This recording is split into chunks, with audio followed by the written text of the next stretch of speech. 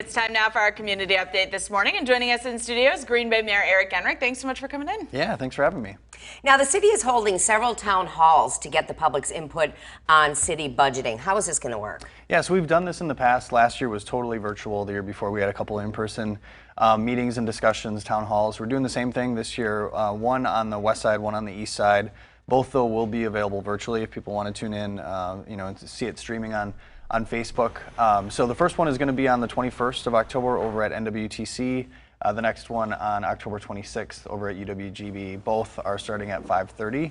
So would just direct people to our website or social media channels for further details. But certainly encouraging people to turn out and offer their input on the city's budget, the city's annual budget, as well as the ARPA dollars, which we've talked about previously. We still have our survey up that's live on our website. Would encourage people to go and fill out that survey if they haven't done so, and then also attend these in-person discussions. And so what are the other categories that people could kind of voice their opinions on these? Yeah, so with the ARPA dollars, it is somewhat confusing in terms of the federal regulations related to them, but housing and economic development is a big category.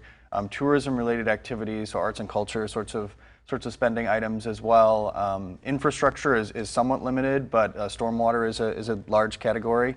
So those are some of the items that we've allowed for people to voice their support or opposition to on the website. Also crime prevention efforts, another big category that's eligible. But again, just encouraging people to fill out the survey, attend our town hall discussions, and they can offer input again on the ARPA spending plan and our city budget. Now, the Walnut Street Bridge, of course, has a new name. When does that become official? Yeah, so people might remember that Walnut Street Bridge was renamed to the Bart Starr Memorial Bridge earlier this summer, thanks to the governor's signature, thanks to our local legislators for bringing that forward. But we are going to have a renaming ceremony. Thankfully, the Starr family is going to be in town for that, so that's coming up on October 23rd at noon. More details to follow, available on Downtown Green Bay's website as well as the city's website. But there will be an opportunity for the public to attend, probably some limited seating, but certainly encouraging people to come down and join us for that celebration. All right, so let's switch gears a little bit. We're already coming up to Halloween. Yes. What are some of the events that are going on in the city? Yeah, so we do have a howling hike that's available to folks at the Wildlife Sanctuary. So that's coming up on October 22nd from 6 to 9 p.m. Scavenger hunt, trick-or-treating, some s'mores and campfires, so some fun activities for people to engage in. Wildlife Sanctuary, always a great place to go, of course, for kids and kids and families in the area. So encouraging people to show up for that.